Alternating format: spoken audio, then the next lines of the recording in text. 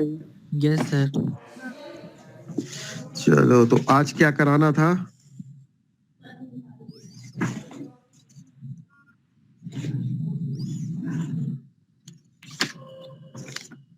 आज क्या कराना था? सर लास्ट में हम लोगों ने मार्केटिंग मिक्स को स्टडी किया था। Marketing research. Marketing mix. हाँ, मार्केटिंग मिक्स में 4 पीस को स्टडी किया था सर। हाँ, हाँ, हाँ, नहीं, वो मार्केटिंग मिक्स वाला पार्ट तो हो गया था, उसमें तो कुछ रह नहीं गया था, पीस वाला हो गया था। नेक्स्ट क्या है? प्रोडक्ट लाइफ साइकिल है शायद। Yes sir, product life cycle. तो प्रोडक्ट लाइफ साइकिल शुरू करा दें। जी sir. Yes sir.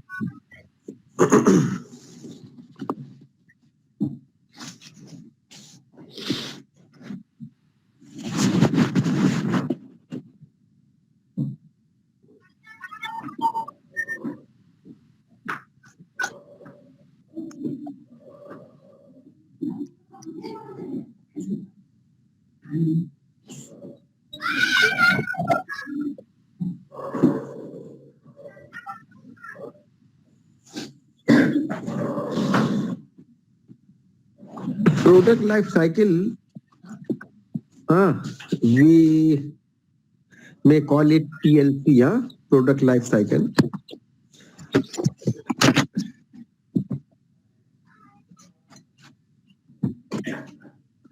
Sabya, switch off your mic.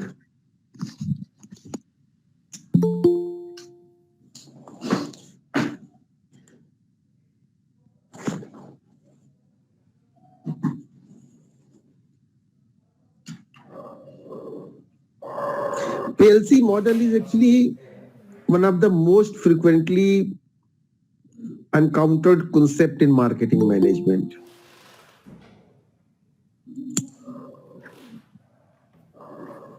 And actually it was popularized by Professor Theodore Levitt. Professor Theodore Levitt popularized it, means this model or this concept. And thereafter other authors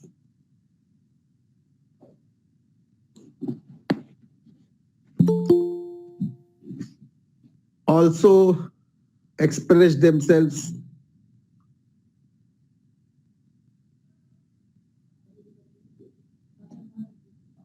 their views regarding this original concept.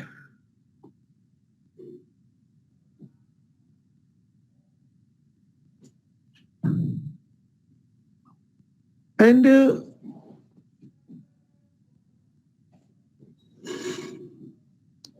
this product life cycle, this whole concept is concerned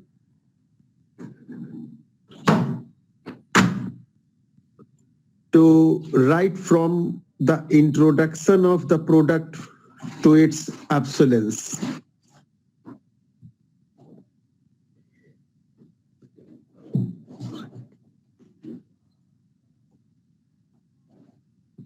Actually, what is product life cycle?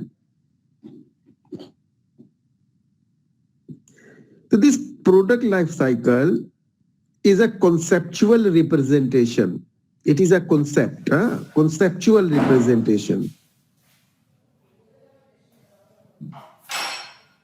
That means it is a product aging process.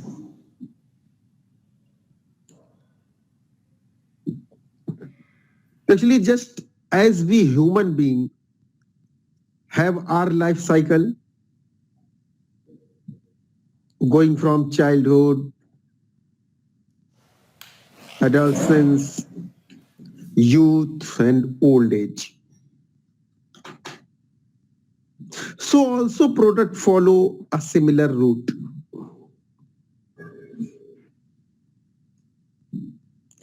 Product life cycle is simply graphic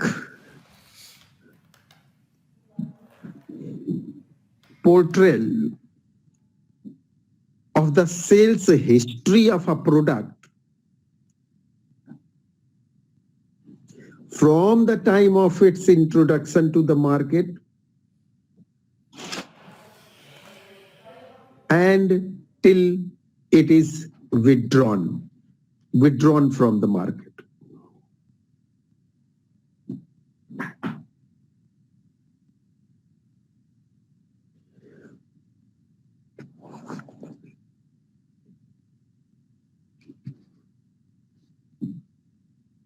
Let's see, note down definition or view of Mr. Philip Kotler within inverted commas.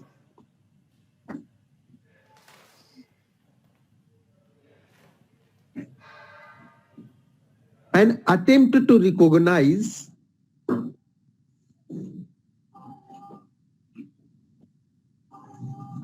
distinct stages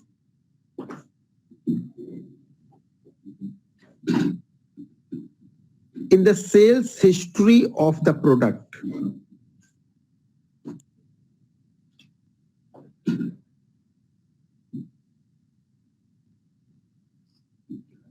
In the sales history of the product, inverted commas close.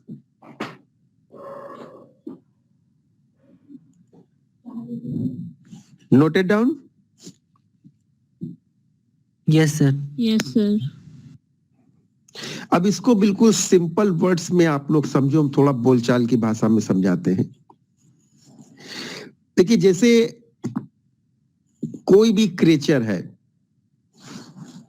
हम लोग human being हैं, कोई भी दूसरा creature है, तो हर एक की एक लाइफ होती है।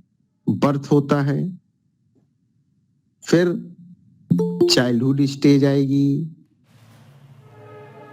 फिर उसके बाद क्या होगा, प्रौढ़ावस्था आएगी, समझ रहे, युवावस्था आएगी, उसके बाद क्या होगा, वृद्धावस्था आएगी। तो ये अवस्थाएं होती हैं, फिर उसके बाद लास्ट में डेथ। तो इसको एग्जाम्पल को आप लोग इस ढंग से समझो कि हमें जो तुरंत याद आ रहा है वो आप एग्जाम्पल ले सकते हो टीवी सेट का।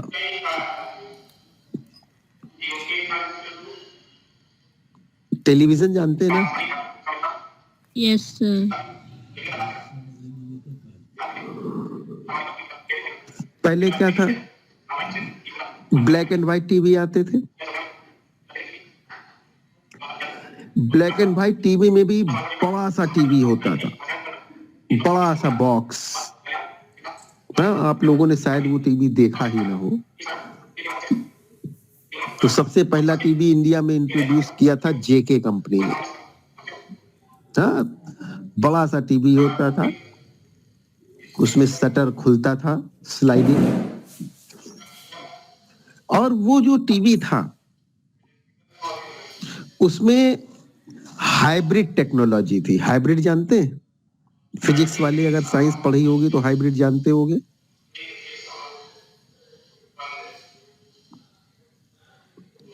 आप लोग समझ पाए कि नहीं हाइब्रिड? सर आप बता दीजिए। देखो, हम फिजिक्स के आदमी नहीं है, थोड़ा बहुत मालूम है वो बता रहा है। पहले क्या होता था कि जो रेडियो भी होते थे, बड़े वाले रेडियो देखे आप लोग घर में है, अगर किसी के यहाँ रखा हो तो? No sir. चलो, एनीवे, एक्चुअली जो अंदर मशीनरी लगी होती थी, सर्किट वगैरह ये सब चीजें होती थी, तो उसमें एक वॉल्व टाइप के लगते थे।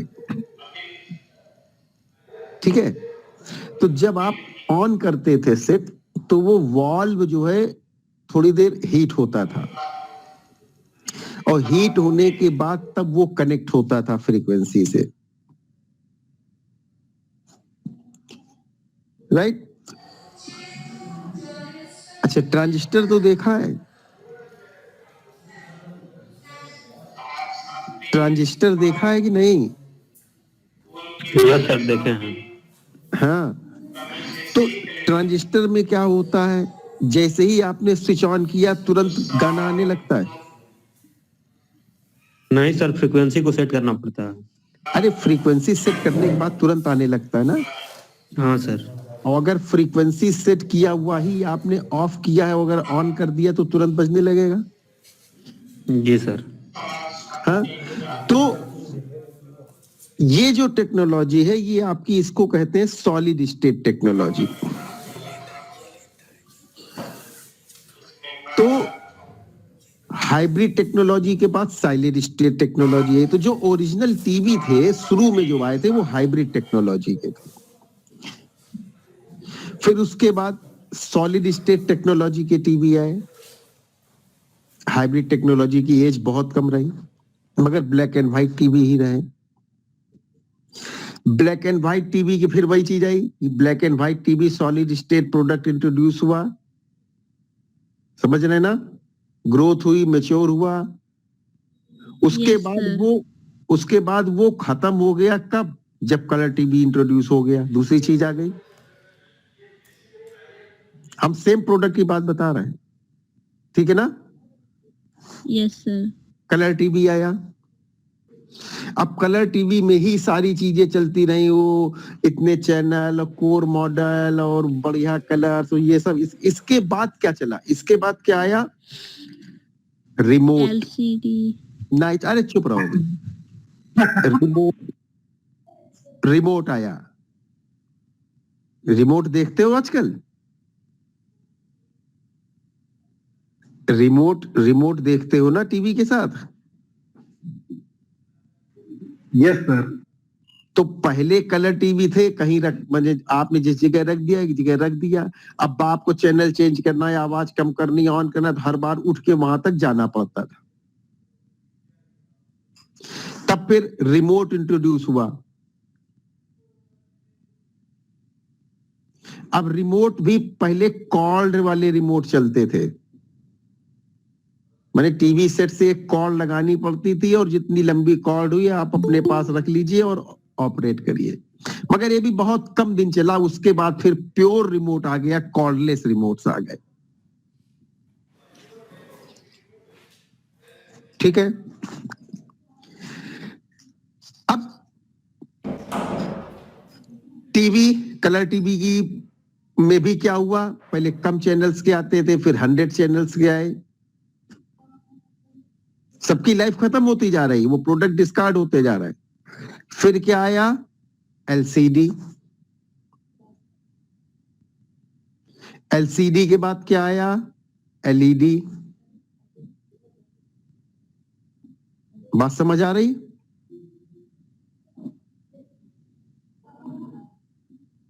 मैंने प्रोडक्ट जहां डिस्कार्ड हुआ उसकी जगह पर दूसरा प्रोडक्ट इंट्रोड्यूस हुआ। और सेम लाइन में जब प्रोडक्ट आया, जैसे टीवी की ही बात कर रहे हैं, सेम लाइन की, तो जैसे ही नया इंट्रोडक्शन आया, पुराना प्रोडक्ट मैच्योरिटी से डिक्लाइन की तरफ आया और ऑब्सोलीट हो गया। बात समझ आई कि नहीं, बोलो। हाँ बेटा, समझ आया। यस सर, आ गई। Yes sir. हाँ, मैंने ये एक सिंपल कॉन्सेप्ट बता रहे हैं कि life cycle, right. Definition note कर ली ना। Yes sir. ओके, तो as a concept,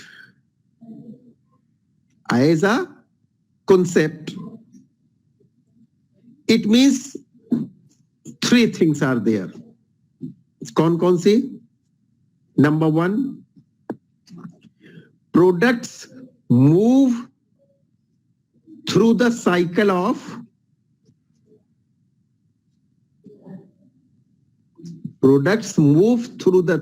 of introduction, growth, maturity and decline, right? At different speeds, माने कुछ प्रोडक्ट्स की लाइफ, माने एज ज्यादा होती है, कुछ की कम होती है। तो हर प्रोडक्ट के लिए और हर स्टेज के लिए स्पीड भी डिफरेंट होगी। इंट्रोडक्शन से ग्रोथ तक पहुंचना, ग्रोथ से मैच्योरिटी तक पहुंचना, मैच्योरिटी से डिक्लाइन तक आना, ये डिफरेंट स्पीड्स होंगी इसकी। एक स्टेज से दूसरी स्टेज पर पहुंचने की जो स्पीड होगी वो डिफरेंट होगी। समझ में आई बात? Yes, sir. Second thing, both sales volume, both means sales volumes and unit profits, माने सेल्स की मात्रा और per unit profit rise correspondingly, दोनों ही बढ़ते जाएंगे till the growth stage. Till the growth stage तक दोनों चीजें बढ़ेंगी, सेल भी बढ़ेगा, प्रॉफिट भी बढ़ेगा। But in the period of maturity stage, जब मैच्योरिटी स्टेज आएगी तब क्या होगा? Sales volume rises but profit fall. Sale की अमाउंट तो बढ़ेगी, सेल वॉल्यूम तो बढ़ेगा, मगर प्रॉफिट का वॉल्यूम कम होगा। ठीक है, this is the second thing. Third thing is the successful product management needs dynamic functional approach.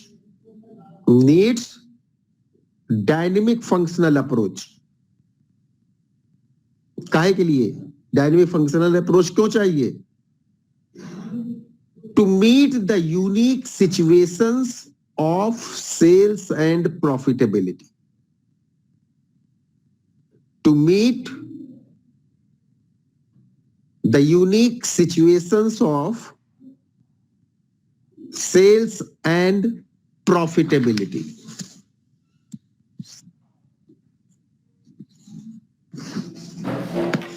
Okay, तो देखिए 4 स्टेजेस हुई बताया ना, introduction, growth, maturity and decline.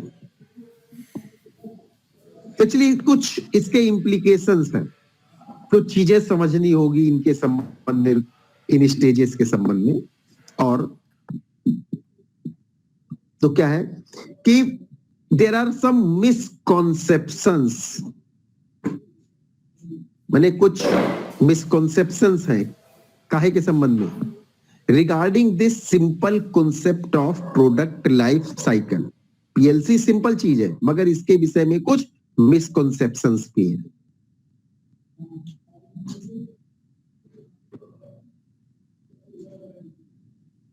ठीक, ये मिसकॉन्सेप्शंस कैसे दूर होंगे? कि अगर हम लोग कुछ अंडरस्टैंडिंग करें, इसके संबंध में कुछ चीजें क्लियर कट समझ लें। These misconceptions are dismissed if one has the clear-cut understanding about the implication of this PLC, about this useful concept. ठीक है, तो क्या implications हैं? फर्स्ट वन, implications क्या है? हाँ, 3-4 implications हैं। फर्स्ट implication क्या है?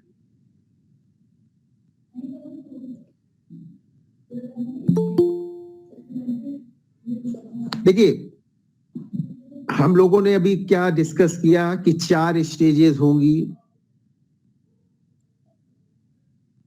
ठीक है, तो इसका मतलब क्या समझ रहे हैं हम लोग कि हर प्रोडक्ट के लिए यही 4 फेजेस होंगे लाइफ साइकिल के। यही तो समझ रहे हैं ना कि every product has to go through this 4 phases of life cycle. यही तो समझे ना? बोलो। Yes, sir. Right? But no, not all products introduced in the market essentially follow through all these 4 states, yeah, all these 4 stages.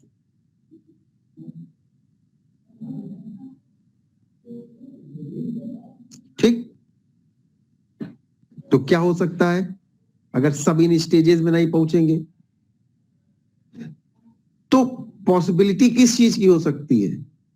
तो इस चीज की possibility हो सकती है कि a product might cross the first and the most second stage. मान लीजिए पहली स्टेज ज्यादा से ज्यादा दूसरी स्टेज उसने पार की, माने इंट्रोडक्शन की और ग्रोथ की, और बिफोर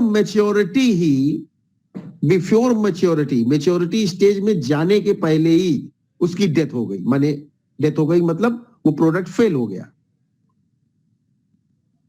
ये हो सकता है कि नहीं हो सकता है?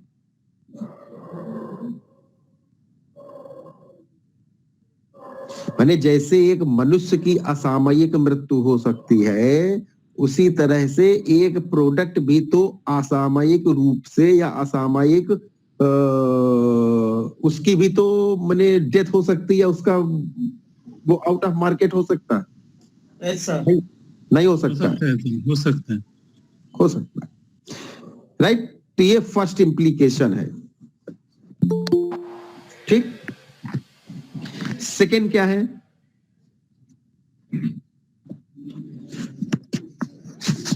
कि one cannot have a definite line of demarcation between one and the subsequent stage। माने फर्स्ट स्टेज से दूसरी स्टेज, इंट्रोडक्शन से ग्रोथ तक, इसका चार्ट भी देख लीजिएगा। हर स्टेज के बीच में एक टाइम लाइन है, माने टाइम गैप है। इंट्रोड्यूस होगा, उसके कुछ समय बाद वो ग्रोथ स्टेज में पहुंचेगा, फिर कुछ समय बाद मैच्योरिटी स्टेज में इंक्रीजिंग टर्म बराबर चलता रहेगा, और जब बिल्कुल हाईएस्ट पीक पर होगा उसके बाद डिक्लाइन शुरू होगा। तो सेकेंड हमने क्या बताया? One can not have a definite line of demarcation between one and the subsequent stage. That means succession is one of merging and not of finite calculation। समझ में आ गई बात? बात समझ आ गई? सेकेंड इंप्लीकेशन क्लियर हो गया? Now third implication.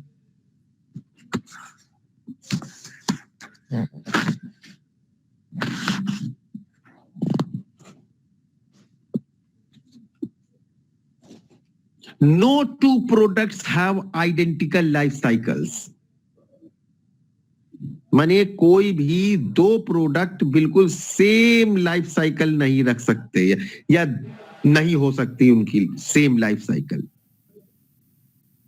ठीक है?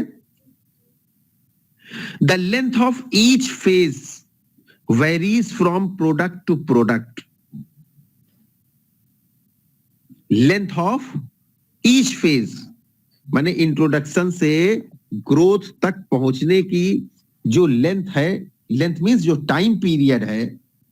कोई प्रोडक्ट इंट्रोडक्शन से ग्रोथ तक कम समय में पहुंच सकता है, और कोई उसमें ज्यादा समय लगा सकता है।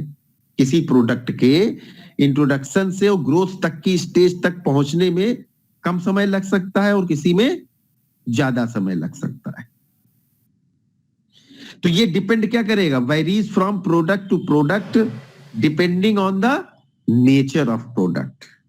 Depending on the nature of product.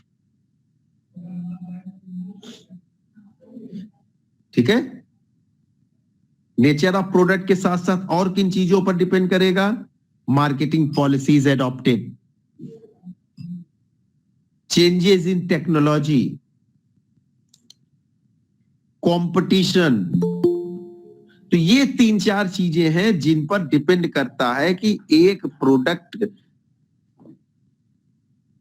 की टाइम लेंथ वन स्टेज से दूसरी स्टेज तक पहुंचने में कितनी होगी, और ये वेरी करेगी। Got it?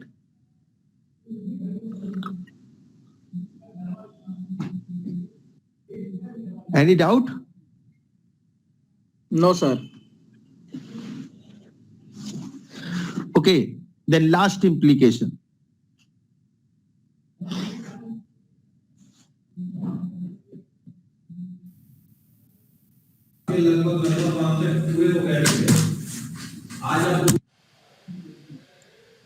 At a given point of time or moment, some product might reach different stages in different market segments. Market segment समझते हैं ना? Yes, sir. कि किसी मार्केट सेगमेंट में वो इंट्रोडक्शन से ग्रोथ तक हो सकता है जल्दी पहुंच जाए, दूसरे मार्केट सेगमेंट में वो हो सकता है लेट पहुंचे.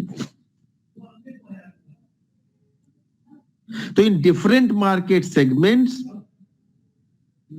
there will be different time will be taken by the product to reach from one stage to other stage.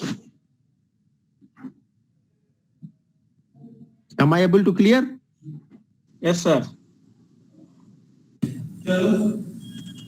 Yes, sir.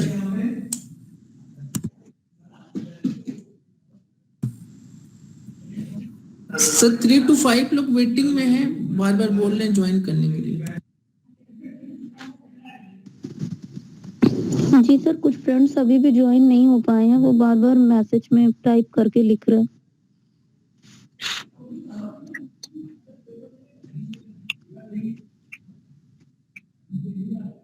बेटा, I am not allowing anyone.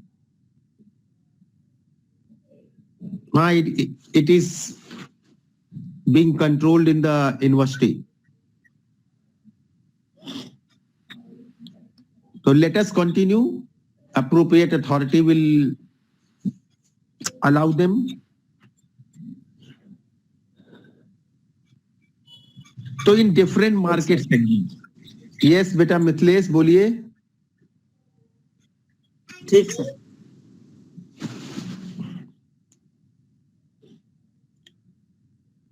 So at a in different market segments. ठीक है? Means कई market segment होंगे. तो in one market segment it might have touched the peak height of maturity. हो सकता है किसी एक मार्केट सेगमेंट में वो बिल्कुल मैच्योरिटी की पीक पर पहुंच गया हो, जबकि दूसरे सेगमेंट में वो अभी ग्रोथ स्टेज में ही हो.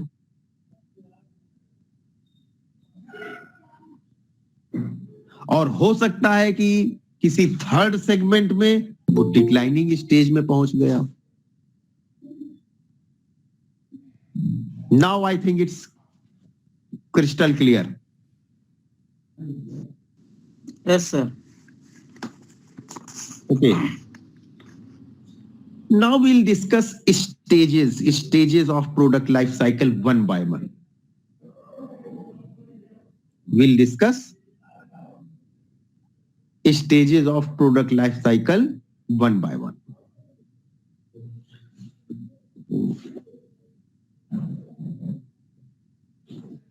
So there are 4 stages na: introduction, growth, maturity and decline. So we will discuss, or I'll try to discuss at my best all these 4 stages one by one. So your first stage is introduction. Whenever a new product is introduced,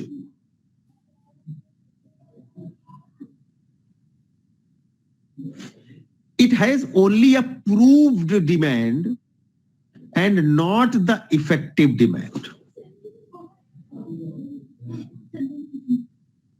That is why sales are low and creeping very slow.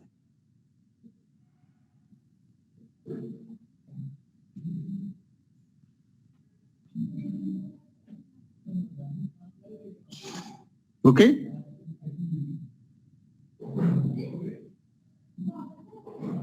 This first stage of product life cycle, इसकी कुछ characteristics हैं.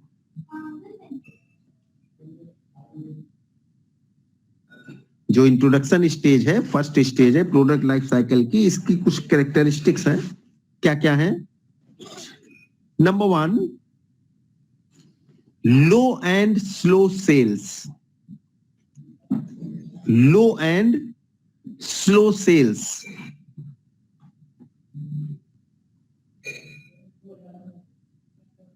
इसके reasons क्या हैं लो and slow sales के? Firstly, delay in expansion of production capacity. Delays in expansion of production capacity. Secondly, delays in making available the product to consumers. Delays in making available the product to the consumers due to lack of retail outlets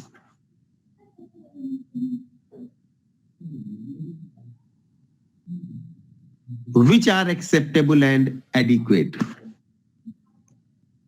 Which are acceptable and adequate. Thirdly, third reason is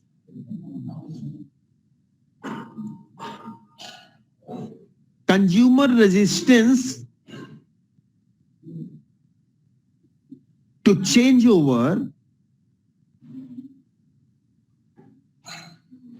from the established consumption behavioral pattern. Change over from the established consumption behavioral pattern.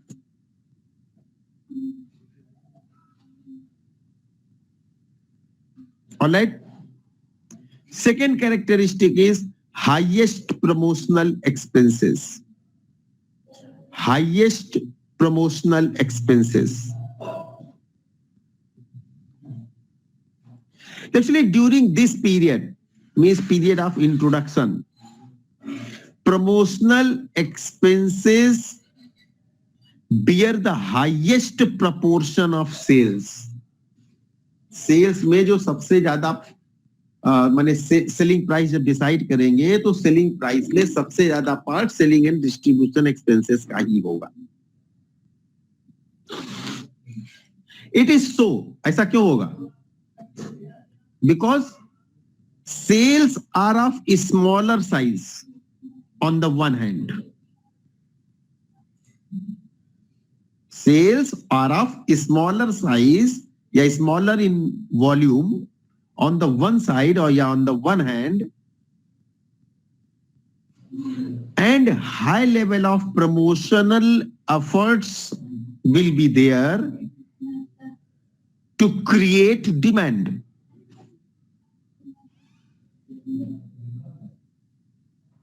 Cell की volume कम होगी जबकि दूसरी तरफ cell की volume बढ़ाने के लिए जो प्रमोशनल कॉस्ट होगी वो ज्यादा होगी, क्योंकि सेल बढ़ाने पड़ेगी और जब सेल बढ़ाएंगे तभी हमारी प्रोडक्ट को एक एक्सेलरेशन मिलेगा, प्रोडक्ट की सेल बढ़ेगी, प्रॉफिट बढ़ेगा. ये स्थितियां तभी आएंगी मगर कब पीक पर हो, प्रमोशन मैक्सिमम हो, बेचने के प्रयास सबसे ज्यादा किए जाएंगे और जब प्रयास किए जाएंगे तो उसकी लागत आएगी, उसकी कॉस्ट आएगी. समझ में आ गई बात?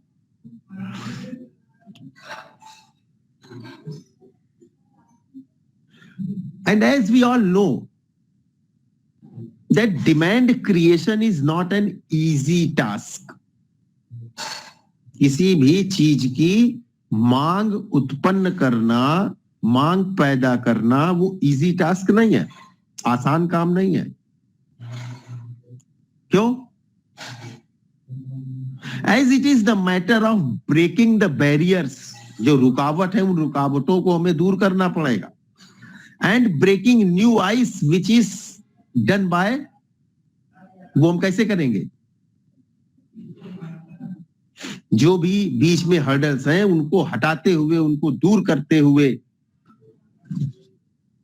हमें डिमांड क्रिएट करनी होगी. तो उसके लिए हमको एफर्ट्स करने होंगे. क्या एफर्ट्स हम कर सकते हैं? इसे पहला एफर्ट आप कर सकते हैं, informing potential and present consumers of the new and unknown product. New product है या अननोन प्रोडक्ट है, उसके विषय में हम अपने पोटेंशियल कस्टमर्स को और प्रेजेंट कस्टमर्स को वेल इन्फॉर्म करें, पूरी जानकारी दें प्रोडक्ट के संबंध में। आवाज आ रही है? कोई इंटरप्शन तो नहीं है? Yes, sir. No. We are going on smoothly ना? Yes, sir. नहीं सर। एजाज क्या क्या प्रॉब्लम बेटा? कोई दिक्कत नहीं सर। तो फर्स्ट एफर्ट हमने आपको बता दिया, informing potential and present consumers of the new and unknown product. Second क्या है, दूसरी चीज क्या करनी चाहिए, inducing a trial of the product.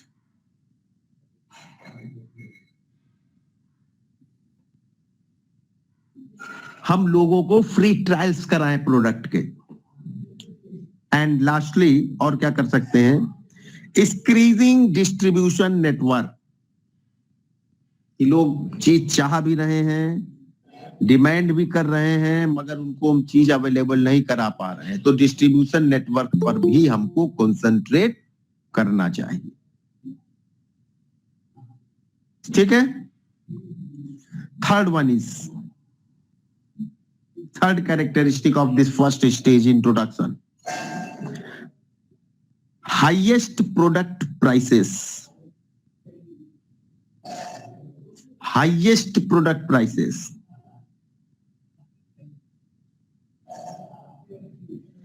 पिछली जो न्यूली इंट्रोड्यूस्ड प्रोडक्ट्स होते हैं, the prices charged at the beginning are the highest possible.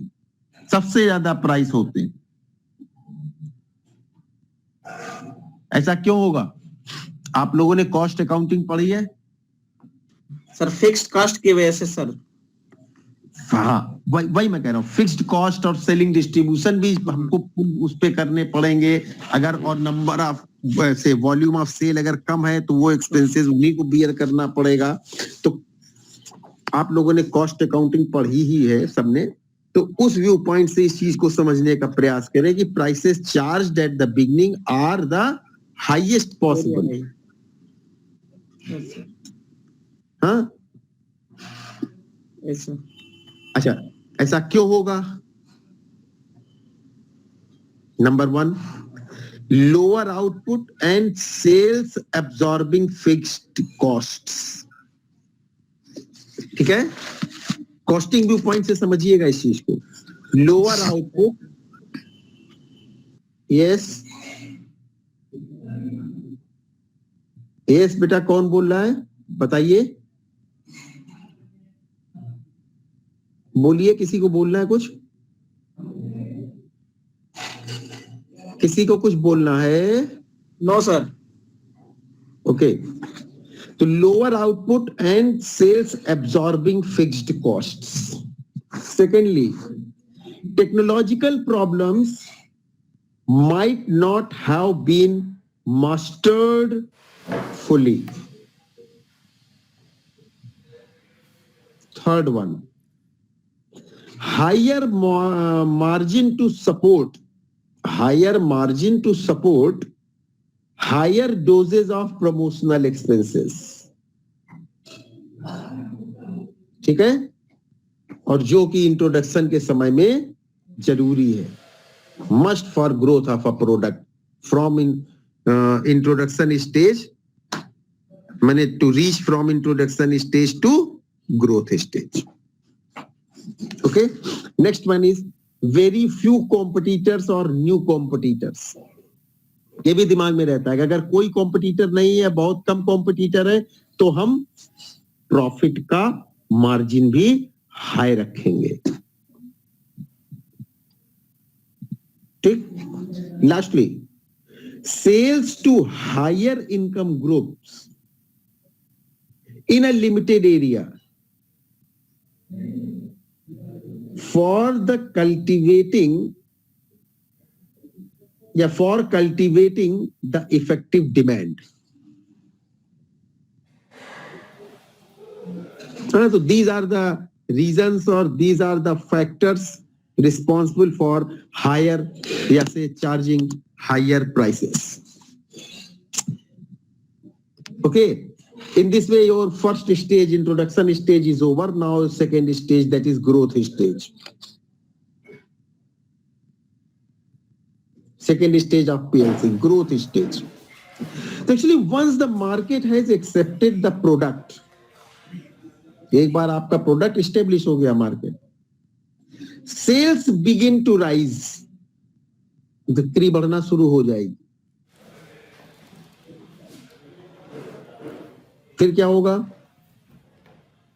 The prices may remain high to recover some of the development costs. मैंने पीछे की कुछ cost जो आपकी रिकवर नहीं हो पाई थी, उनको रिकवर करने के लिए आप क्या कर सकते हैं कि जब आप रनिंग पोजीशन ग्रोथ स्टेज में आ गए तो आप अपने प्राइस को उसी हाई लेवल पर ही मेंटेन रखें, just to recover developmental costs.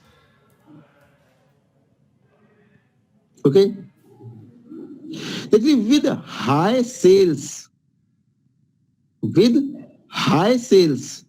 And prices, profits rise sharply. क्या होगा? सेल प्राइस भी हाई है, आप ऊंचे मूल्य वसूल कर रहे हैं और वो बिक रहा है, आपको रियलाइज हो रहा है, तो क्या होगा? प्रॉफिट्स भी आपके बढ़ेंगे कि नहीं बढ़ेंगे?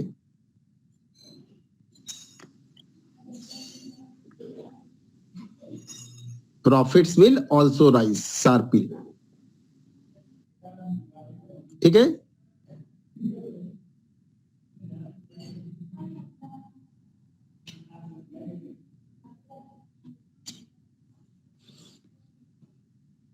अब देखिए इसकी बेसिक कैरेक्टरिस्टिक्स क्या क्या है सेकेंड स्टेज की. तो फर्स्ट कैरेक्टरिस्टिक है sales rise faster. Sales rise faster.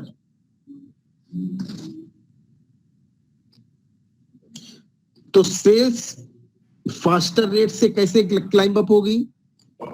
Faster rate से सेल्स कैसे क्लाइंब अप होगी? क्यों होगी?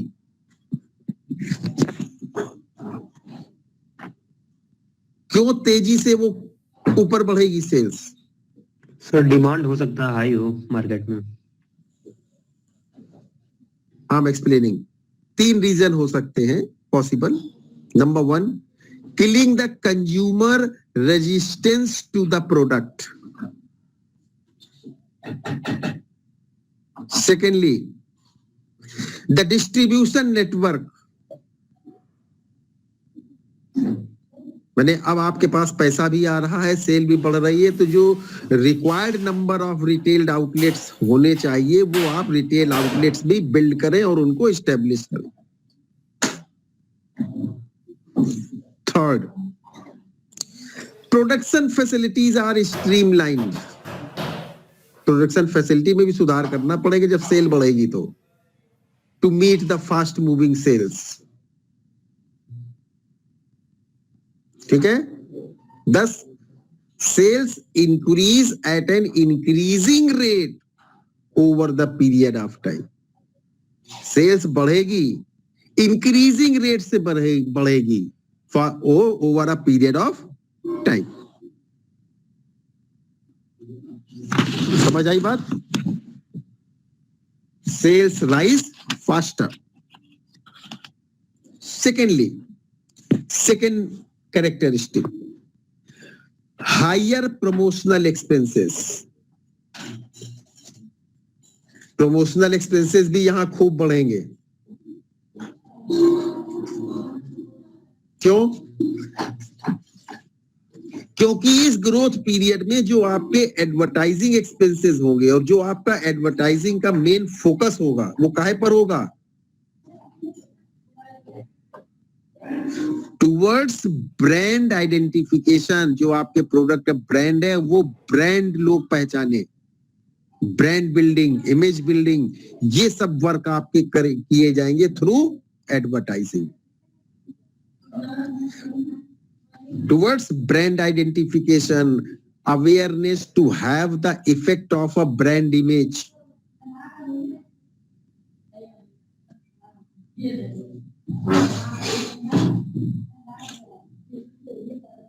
कभी कभी देखो, जैसे आप लोग एडवर्टीजमेंट देखते हो तो कुछ प्रोडक्ट्स के संबंध में आप लोग जैसे अगर ध्यान देते हो कि वो उन प्रोडक्ट का जो एड होता है वो बड़े बड़े सेलिब्रिटी करते हैं, ठीक है? तो कहीं ना कहीं कुछ कंज्यूमर्स के दिमाग में ये चीज पक्का स्ट्राइक करती है कि अरे वो सेलिब्रिटी इस प्रोडक्ट को यूज कर रहे हैं तो हम भी उसको यूज करें। तो ये सब चीजें आती हैं दिमाग, और all this is done through advertising. हाँ, effects of a brand image, ठीक है। इसके साथ साथ क्या करेंगे प्रमोशनल एक्टिविटीज में? हमने क्या बता रहे हैं हम? हायर प्रमोशनल एक्सपेंसेस, एडवर्टाइजिंग हो गई। उसके अलावा और क्या क्या कर सकते हैं? Special offers, concessions, allowances to stockists, dealers. These are also given. काहे के लिए? To push a particular brand or brand group.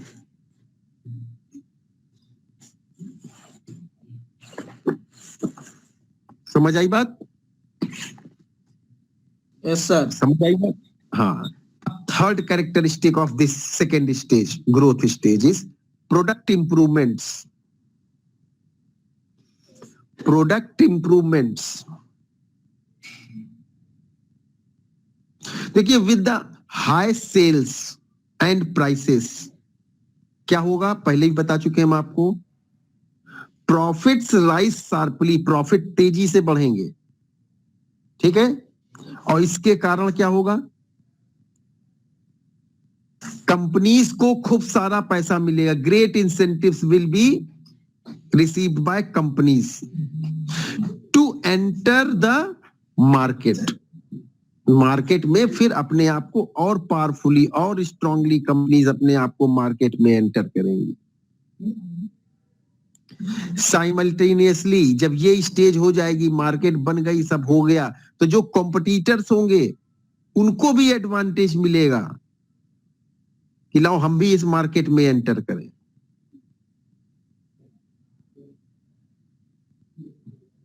क्यों? क्योंकि रिसर्च एंड डेवलपमेंट के जो एक्सपेंसेस हैं उस प्रोडक्ट के इनोवेशन के संबंध में, वो तो ऑलरेडी उस फर्म के द्वारा किए ही जा चुके।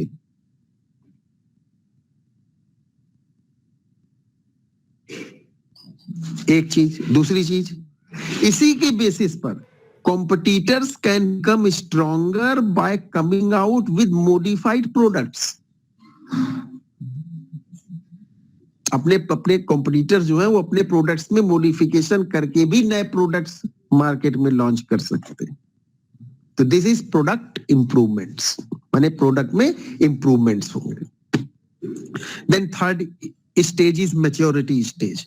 इसमें सेकंड में कुछ डिस्कस तो नहीं करना है? सेकंड स्टेज में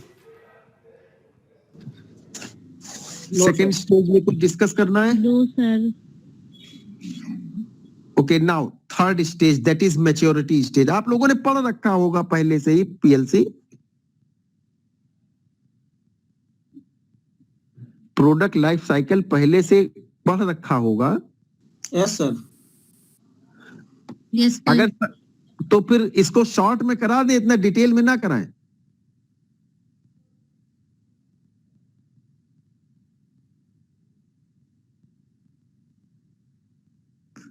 या कुछ थोड़ा बहुत नया मिल रहा है?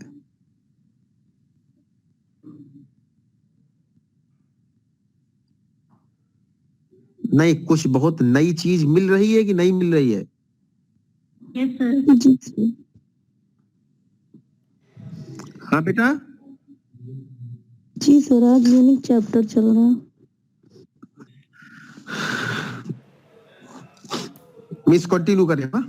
Third stage is maturity stage. अब देखिए, इंट्रोडक्शन हो गया, ग्रोथ हो गई, अब मैच्योरिटी स्टेज प्रोडक्ट की आई। तो देखिए एक स्टेज के बाद मार्केट बिकम्स सैचुरेटेड, और जब सैचुरेशन हो गया तो सैचुरेशन होगा कैसे? Household demand is satisfied and distribution channels are full. ठीक, तो इस स्टेज को हम क्या कहेंगे कि market is saturated, means sales level off and over capacity in production becomes apparent। ठीक है, तो the greater the cost of production and the initial investment, माने इनिशियल इन्वेस्टमेंट और कॉस्ट ऑफ प्रोडक्शन जितना ही अधिक होंगे, the more important it is to maintain high output. तो हमें ज्यादा प्रोडक्शन भी करना पड़ेगा, काहे के लिए? Just to cover fixed costs at lower rates of revenue.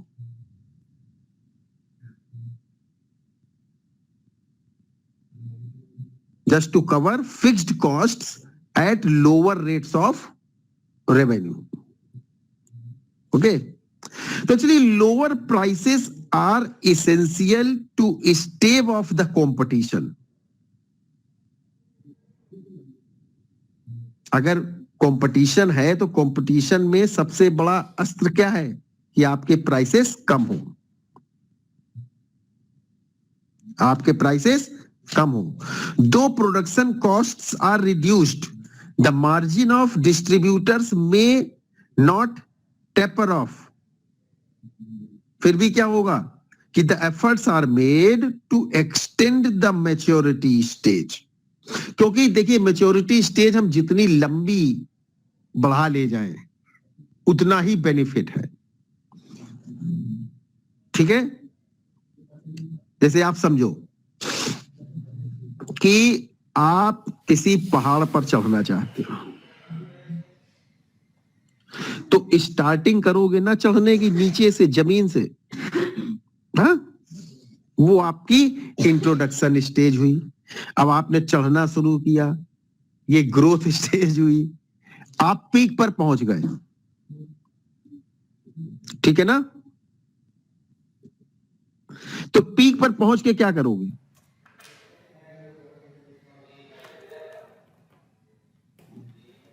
जितने दिन का खाना पानी है वो आप खाते पीते रहोगे, वहां रुके रहोगे। जितने दिन भूखे रह के रुक सकते हो उतने दिन भूखे रह के रुकोगे, बट अल्टीमेटली क्या करोगे? के बाद बोलो। इसके बाद उतरना पड़ेगा। हाँ, उतरना पड़ेगा। तो वही चीज यहां पर भी है कि मैच्योरिटी के बाद क्या होगा? Decline stage. Decline stage. तो इसीलिए मैंने जो अभी बोला, जो आपको बताया कि efforts are made to extend the maturity stage, कि हम जितनी देर तक पीक पर बने रहे, मैच्योरिटी स्टेज पर बने रहे, अदरवाइज क्या होगा? डिक्लाइन शुरू होगा। समझ में आ गई बात? ओके, अब इसके फीचर्स क्या हैं मैच्योरिटी स्टेज के? तो पहला है आपका sales increase at decreasing rate. Economics पढ़ी है ना? इकोनॉमिक्स पढ़ी है ना? हाँ sir. Sales increase at decreasing rate, इसको एक्सप्लेन करने की जरूरत नहीं है, आई थिंक। तो देयर इज, तो एक्चुअली ये क्या होगा ब्रीफ में हम बता देते हैं कि there is little growth in the market as there is declaration in sales growth leading to market saturation. Therefore, demand mostly consists of repeat sales. नए कस्टमर नहीं मिल रहे हैं, मैक्सिमम नंबर ऑफ कस्टमर्स आपके हो गए, तो अब जब उनका प्रोडक्ट खत्म होगा तभी वो खरीदेंगे दोबारा उस प्रोडक्ट को। Consist of repeat sales. Consequently competition intensifies. क्या होगा? कंपटीशन बढ़ेगा। Prices tend to fall. फिर बेचने के लिए अंतिम हथियार होगा price war. Tend to fall and selling efforts become aggressive. जैसे भी हो हम अपना माल बेचें, सेलिंग एफर्ट्स बिकम्स एग्रेसिव। तो क्या होगा resultantly? Profits will be squeezed. Profit कम हो जाएगा। ठीक है ना?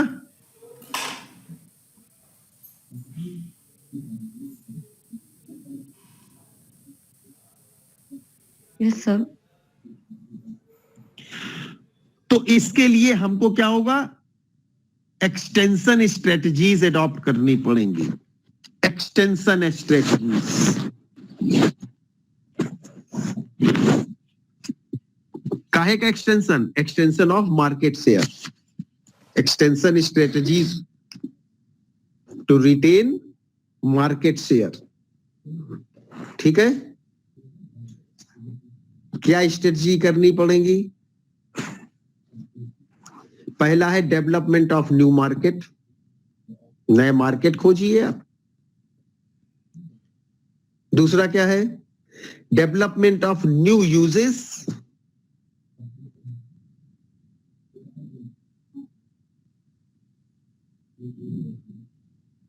कि आपका जो प्रोडक्ट है उस प्रोडक्ट को और कहां कहां हम यूज कर सकते हैं।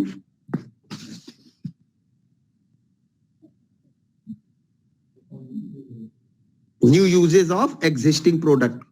मान लीजिए कोई रॉ मटेरियल बना रहे हैं या कोई ऐसा प्रोडक्ट बना रहे हैं, तो उसके और कहां कहां हम क्या यूजेस कर सकते हैं। जैसे आप लोगों ने देखा होगा कि प्लास्टिक या नायलॉन का एग्जांपल ले लो। नई नई जगहों पर, नई नई चीजों पर प्लास्टिक और नायलॉन का यूज बढ़ता जा रहा है। तो क्या हो रहा है? न्यू यूजेस हो रहे हैं प्रोडक्ट के।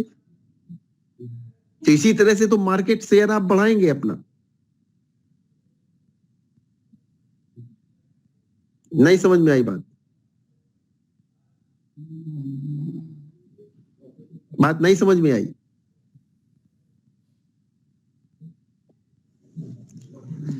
चीज आ क्लियर? गई सर। क्लियर हुई? क्लियर है sir. Okay, then next, third one is development of more frequent use.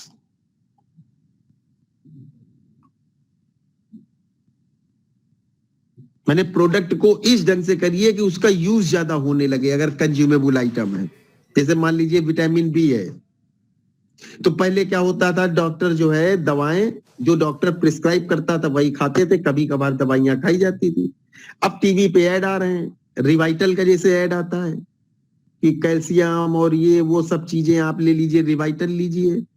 फिर रिवाइटल अलग अलग बना दिए, मेल्स के लिए अलग, फीमेल्स के लिए अलग।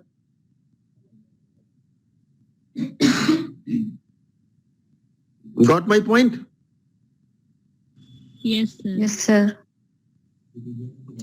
Then development of wider range of products. जैसे आइसक्रीम है, कोई कंपनी है, एक सिंपल आइसक्रीम आ रही है, फिर उसी आइसक्रीम के उन्होंने डिफरेंट फ्लेवर्स कर दिए। एक कोई एक्सपेंसिव ब्रांड बना दिया आइसक्रीम का।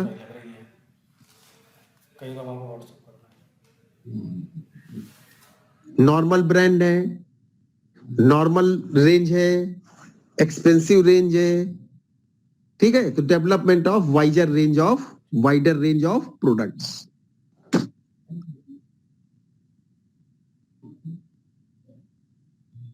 Then normal promotional expenses. तो actually during period of maturity,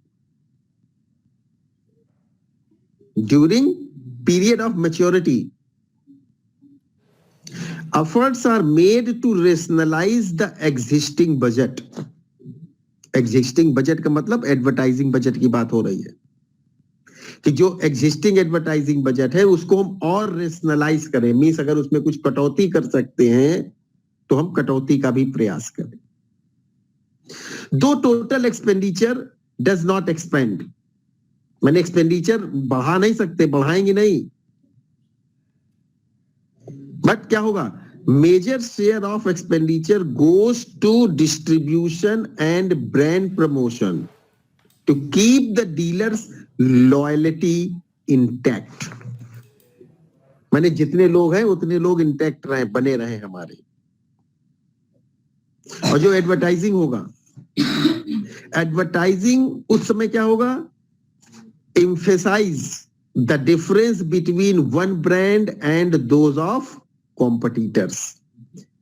माने जो प्रोडक्ट है कॉम्पिटिटर के प्रोडक्ट से आप अपने प्रोडक्ट या अपने ब्रांड को ऑलवेज बेटर प्रूव करने का प्रयास करेंगे. जैसे कि प्रेजेंट टाइम में आप देखिए वॉशिंग पाउडर में, वॉशिंग पाउडर डिटर्जेंट के केस में ये दिखाई देता है कि साधारण डिटर्जेंट से दिखाते तो हल्का सा पीलापन रहता है, और पर्टिकुलर जिसका ऐड है कहने लगे टाइट से किया तो बिल्कुल साफ हो गया, सर्फ से किया बिल्कुल साफ हो गया, होता है. Yes sir. हाँ. और lastly uniform and lower prices.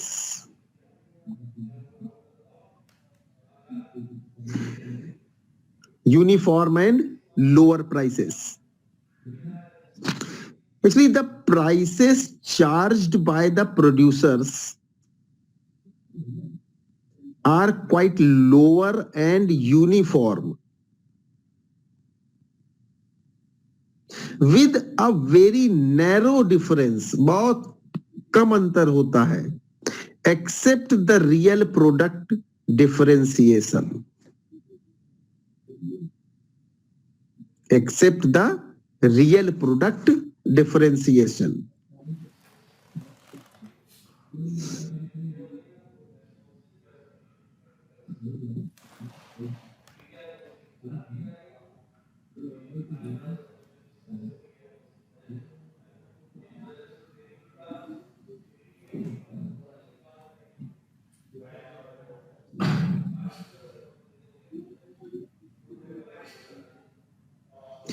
ये समझ आ गया?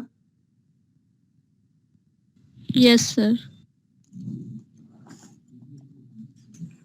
Now your fourth stage, that is decline stage. That is decline stage. Have 2-minute break and just go through whatever we discussed in this period, and ask after 2 minutes, ask your doubts if there is.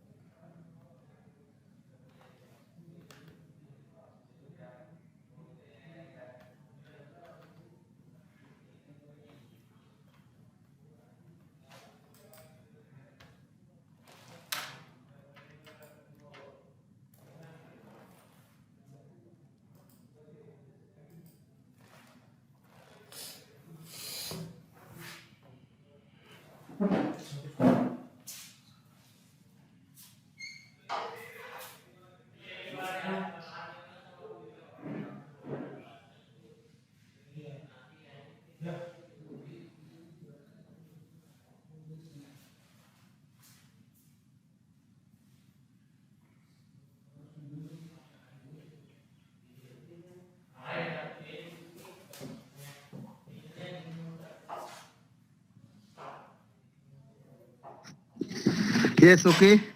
Any query? Any query?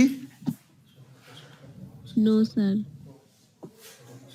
हाँ, तुम लोग भी सोच रहे हो जल्दी time खत्म हो, प्राण छूटे, कहाँ चक्कर पड़े।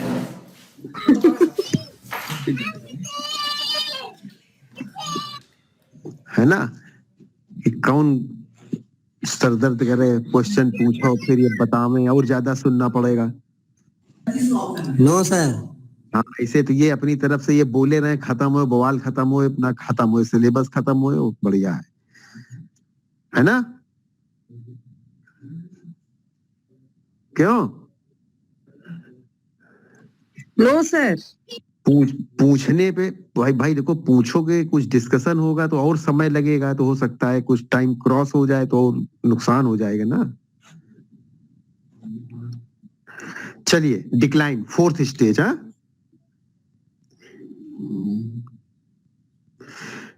Actually in this terminal stage sooner और later actual sales begin to fall. मैंने डिक्लाइन का मतलब क्या होगा? डिक्लाइन का मतलब कि फिर आपकी सेल नीचे गिरना शुरू होगी। Sales begin to fall under the impact of new product competition. Sale भी कम कब होगी? जब कोई दूसरा प्रोडक्ट आ जाएगा, ये भी रीजन हो सकता है। And changing consumers taste and preferences, हो सकता है नया प्रोडक्ट आ जाए या कंज्यूमर की टेस्ट और प्रेफरेंसेस में चेंज हो जाए। तो जब सेल्स कम होगी तो प्रॉफिट भी कम होना शुरू हो जाएंगे।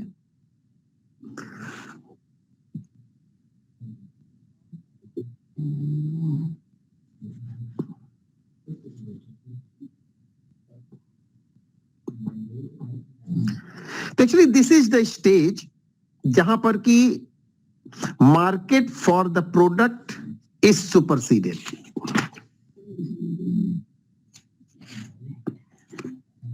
और सुपरसीड कैसे होगी? सुपरसीडेड बाय टेक्नोलॉजिकल और स्टाइल चेंज। और इन चेंजेस के कारण क्या होगा? जो भी नया प्रोडक्ट आएगा will replace the existing demand altogether.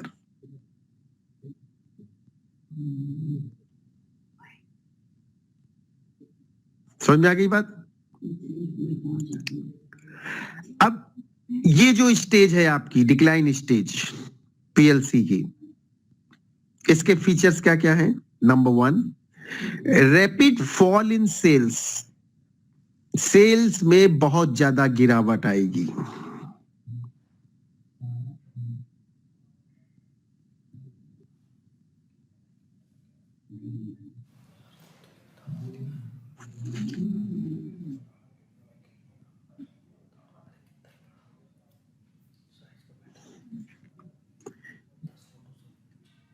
As the product is pretty old and new one are available, there is a change in the trend. तो क्या होगा? People will be interested in buying something new. ठीक? और ऐसी स्थिति में अगर over production हो रहा है तो ये एक और उससे भी बड़ी प्रॉब्लम क्रिएट करता है।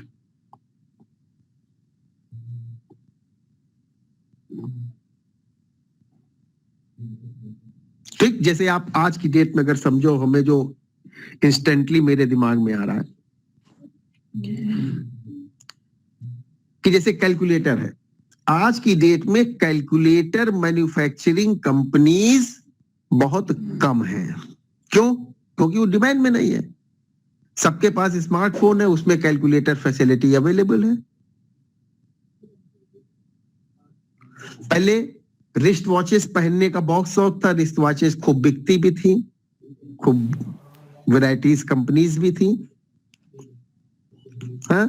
अब रिस्ट वॉचेस पहनने का शौक कम हो रहा है। शौक में जो लोग पहन रहे हैं, मगर टाइम देखने के लिए अकेले रिस्ट वॉच पहनना जरूरी ही नहीं रह गया, फोन पर टाइम भी अवेलेबल है।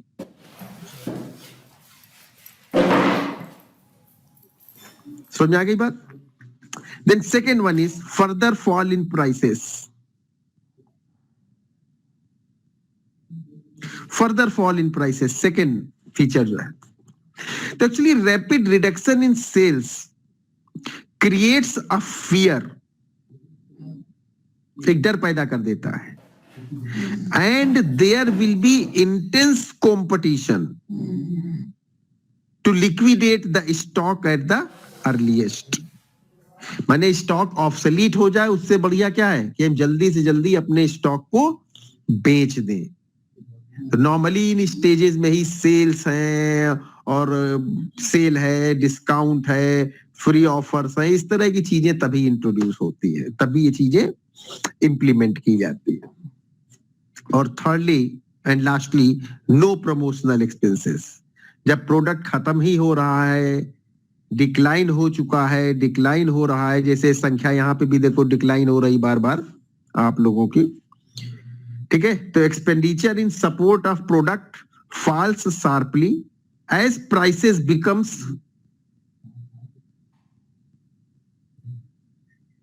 unimportant या less important for fast stock liquidation.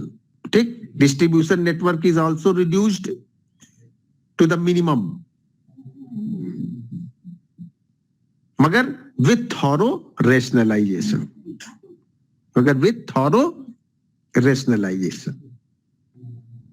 ठीक. अब इसके बाद एक थोड़ा सा पार्ट है और इसी से related,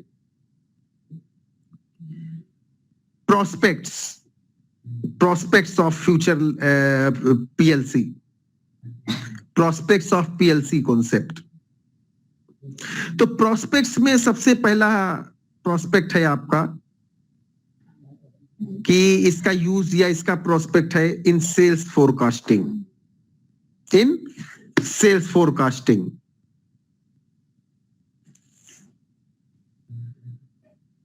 Actually, a sales forecaster having perfect knowledge about the product life cycle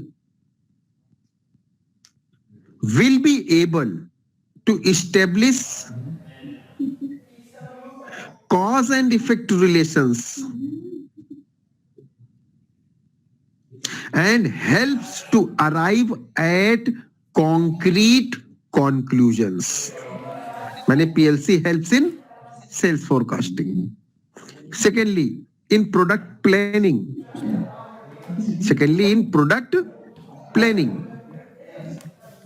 तो actually product क्या होता है? Product is actually the outcome of research and development. Product is the outcome of research and development. And it is very clear that during infancy period, original issue works. During growth, defects are rectified. Or during maturity, sophistication comes in. And at last, the product is discarded. हमने किस stage में क्या क्या होगा, कैसे क्या होगा, और उसके बाद प्रोडक्ट डिस्कार्ड होगा प्रोडक्ट प्लानिंग में. Then product pricing.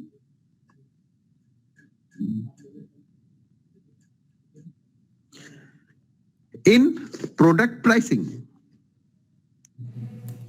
Through the manufacturer,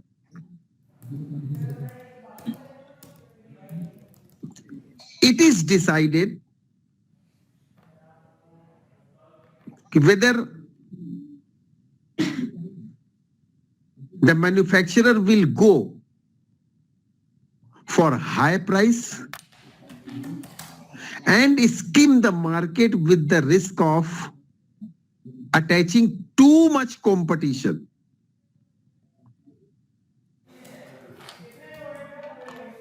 or to go in for low price.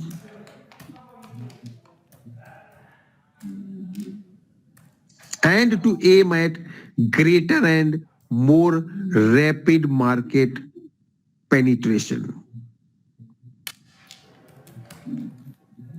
ठीक है, he is to do it in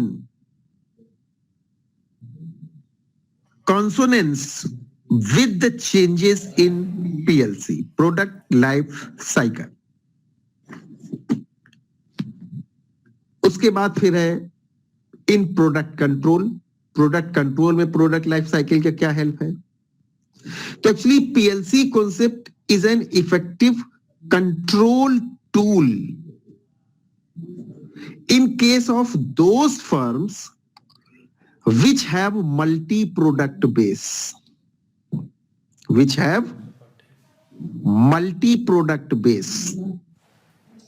such a firm, when it offers simultaneously number of products in a market, it is but natural that all products so offered may have same degree of success. जितने product offer किए गए सबको equal success मिल सकती है, 19-20 सबको success मिल सकती है. और lastly prospect of PLC in advertising. Actually through advertising what do? We pursue the customers in impersonal way. ठीक है, और एडवर्टाइजिंग का मेन एम क्या है? Main aim is to create, maintain and extend demand for a product. क्या करना है? Advertisement क्यों करते हैं? क्या उद्देश्य होता है? टू क्रिएट, मेंटेन माने डिमांड को क्रिएट करिए, मेंटेन करिए और उसके बाद बढ़ाने का भी प्रयास करिए. काहे की डिमांड? ऑफ अ प्रोडक्ट और सर्विस और an idea. The main aim of advertising is to create, maintain and extend demand for a product or a service or an idea. ठीक है, and this same policy followed in different stages of product life cycle may not fetch rich dividends. अगर यही policy सारी stages में हम adopt करेंगे तो फिर हमको प्रॉपर रिजल्ट नहीं मिलेंगे. तो क्या होना चाहिए कि the role of advertising must change phase wise. 4 phases है ना इसके, phase wise, to get the best results for the efforts put in terms of talent, time and treasure in advertising. Right? So these are the prospects of advertising. इसमें कुछ पूछना है? हमने थोड़ा speedly करा दिया है, मगर फिर भी कोई चीज हो तो आप बताइए. प्रोस्पेक्ट्स ऑफ पीएलसी तो हमने बताया. इन सेल्स फोरकास्टिंग इसका क्या रोल है? इन प्रोडक्ट प्लानिंग पीएलसी का क्या रोल है? इन प्रोडक्ट प्राइसिंग क्या रोल है? इन प्रोडक्ट कंट्रोल क्या यो रोल है? और in advertising product life cycle का क्या रोल है? मींस प्रोस्पेक्ट्स क्या है प्रोडक्ट लाइफ साइकिल के? In all these 5 fields, in all these 5 things, say forecasting, planning, pricing, control and advertising. Yes, now you people please ask.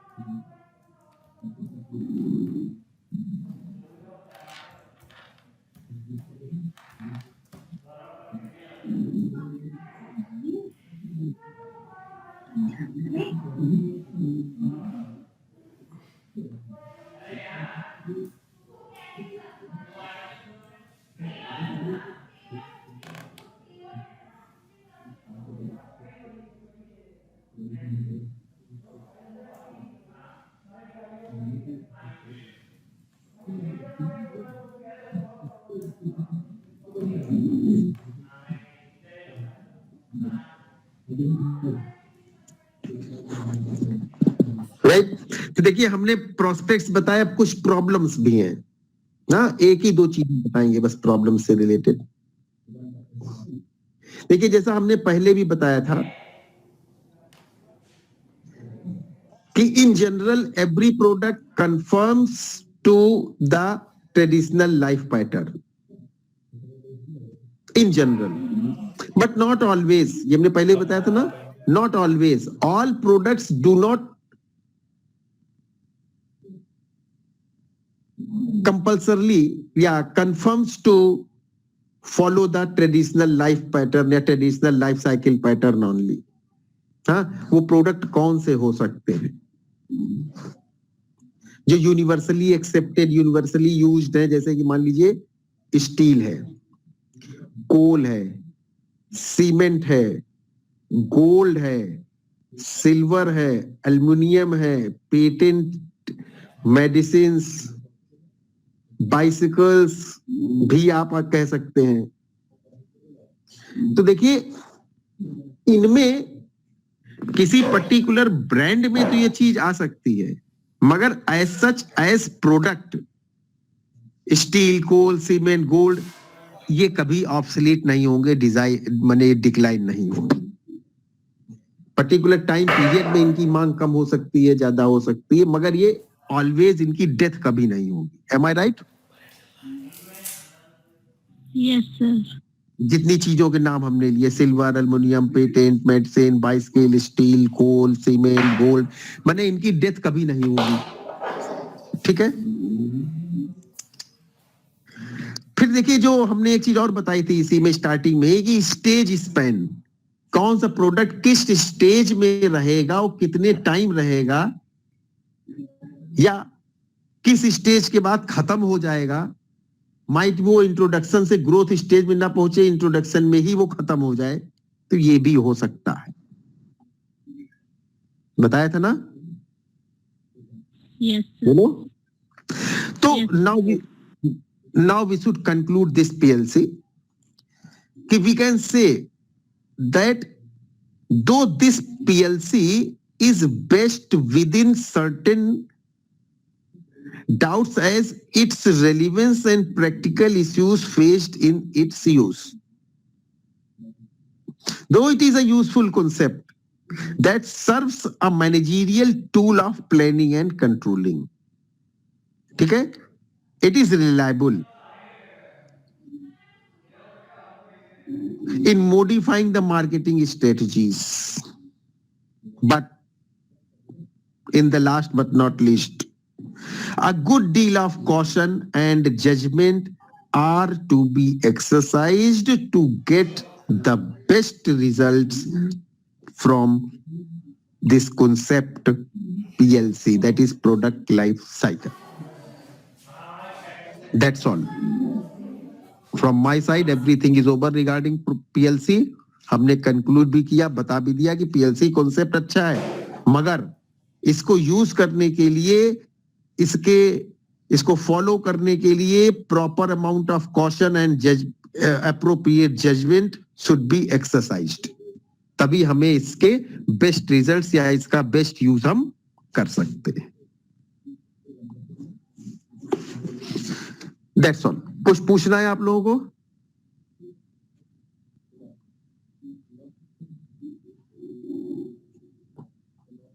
आप लोगों में से किसी को कुछ पूछना है? No sir. किसी को भी?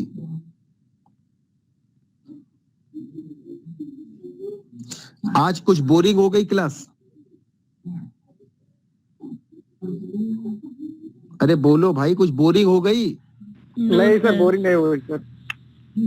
मगर आज थोड़े एग्जांपल्स और इंटरेक्शन कम हुआ तो हल्का सा थोड़ा सा बोरिंग पार्ट लग सकता है आप लोगों को। नहीं सर, ऐसा नहीं है। हाँ, तो एनीवे कुछ थोड़ा बहुत पर्पस सर्व हुआ कि नहीं? ऐसा तो नहीं लगा आप लोगों को टाइम वेस्ट किया? नो नो नो सर, ऐसा बिल्कुल नहीं है। हाँ, मतलब टाइम तो वेस्ट नहीं लगा आप लोगों को, टाइम वेस्ट हो गया 1-1.5 घंटे हम लोगों का। कुछ हम कह रहे नई चीज नहीं सीखी तो पुरानी चीजों की ही ब्रशिंग अप हुआ कि नहीं हुआ? जो धूल पड़ी थी वो Yes, ठीक sir. है? चल ठीक है, तो मतलब बोर तो नहीं हो रहे हो ना, हम कंटिन्यू करें या हम खुद रिफ्यूज कर दें फिर आगे क्लासेस के लिए? सर जैसे जो प्रोडक्ट लाइफ साइकिल की जैसे जो स्टेजेस आपने बताई हुई है हाँ कि 4 स्टेजेस होती हैं, तो ये स्टेजेस सर अगर करंट में देखें तो सर इनमें कुछ ऐड भी कर सकते हैं या 4 स्टेजेस ही मतलब होंगी? देखो एक चीज हम याद रखिए कि हर चीज के कुछ ट्रेडिशनल पढ़ाई होती है, तो ट्रेडिशनल फंडामेंटल नहीं बदलते,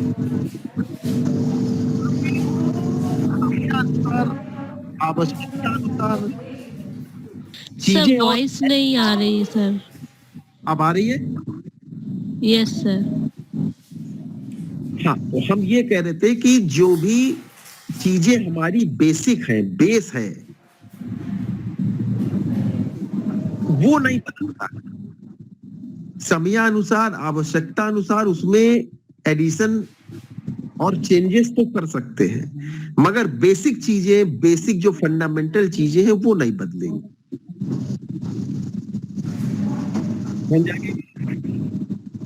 तो यहाँ पर तो फंडामेंटल चीजें पढ़ रहे हैं, तो फंडामेंटल चीजें नहीं बदलेंगी। और भी तो नहीं बदलेंगी ना, पढ़ गए और में से तो कुछ भी डिलीट नहीं हुआ। समझ आई बात? Yes sir. चलिए, और कुछ? No sir, thank you sir. चलिए, okay, thank you. Let us depart.